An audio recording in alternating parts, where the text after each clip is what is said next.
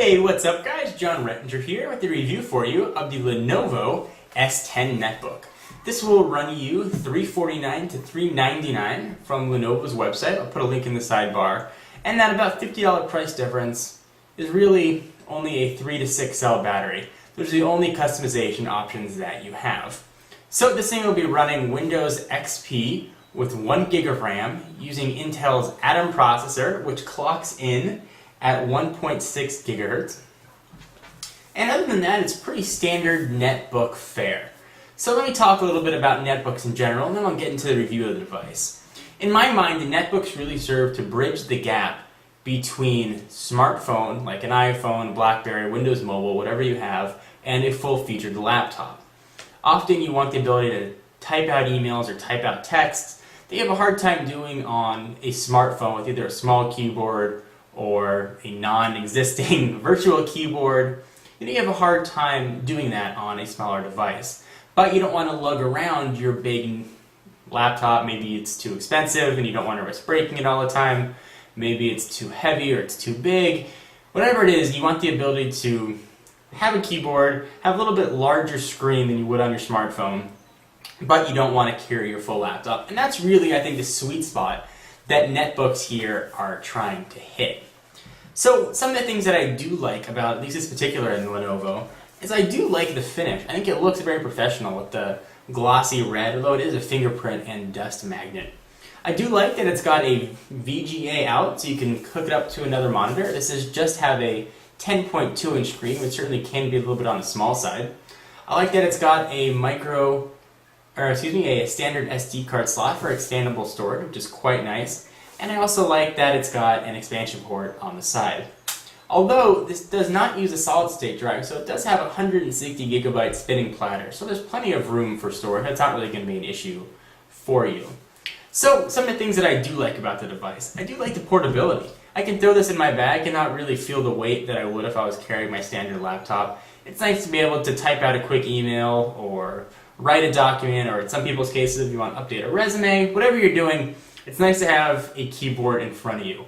No matter what you say about smartphones, the keyboards are always cramped, and it's never the best way to write a full document or edit a full document. It's really just a quick solution.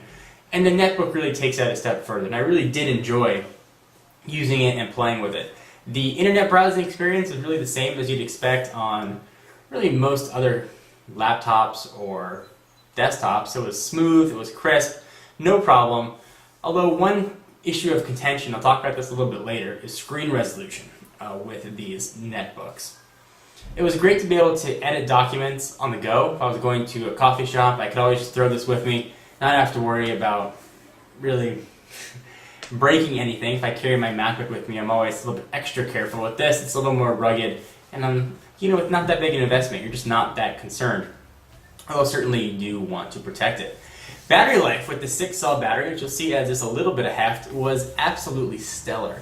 With the brightness turned down, even wireless off, I was able to get 6 to almost 7 hours of battery life. However, with brightness up and wireless on, which I assume most of the time you guys will have, you will get somewhere between the 3 to 4.5 hour range, which is actually pretty nice for a small, low-power laptop. So some of the things that I don't like about this, and some of the things are pretty big netbook gripes in general. The keyboard is cramped. It is a tiny, tiny, tiny keyboard. As you guys can see, and see my fingers by comparison. There's no getting used to this. No matter how much you type or how much you do, you're never going to get used to typing on that small a keyboard. You can make do and you can make it work, but you're going to have tons of errors, and it is going to get a little bit on the annoying side, and your fingers may cramp if you're typing a little bit. Something to keep in mind, I would not recommend writing a 40-page paper or report on a netbook. Not going to cut it. Screen size, and this is one of the things I really sacrifice with getting a small package. 10.2 inch screen, there is not that much real estate. There is a lot of scrolling going on, since you can't really show that much right there. And speaking of scrolling, also take a look at that tiny trackpad. It's also very hard to navigate. So if you do want to do any sort of serious work, an external mouse and keyboard really are a must, taking advantage of one of the USB ports there for a wireless dongle. Really is, in my mind, a requirement. Resolution on this guy is not very good as well, so you're not getting the most use of your real estate, unfortunately. Now, one thing that I was very disappointed with the Lenovo, and I think it's going to be the case of all netbooks running the 1.6 gigahertz Atom processor, is do not even for a second think you can watch any sort of video. Don't think about watching YouTube videos, Hulu, any of that, not going to work. Even over a very fast connection, YouTube videos struggled, they lagged. The audio was good, but the video was 10, 15 seconds behind if it even played. On YouTube and Hulu, it was just completely unwatchable. So I think that's more a symptom of the low power processor and more of the computer itself. Certainly 1 gig of RAM is plenty, and XP can obviously run all those things fine.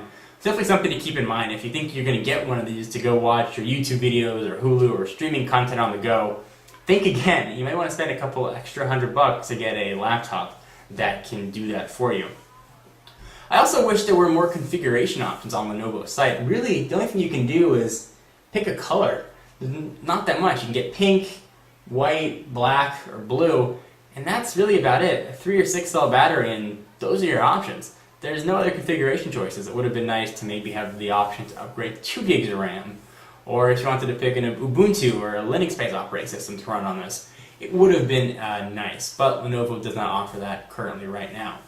I also really like, as I demonstrated in a previous video, their instant on operating system they have here. I actually found it to be very robust and really very capable as far as browsing and Skype and even instant messaging.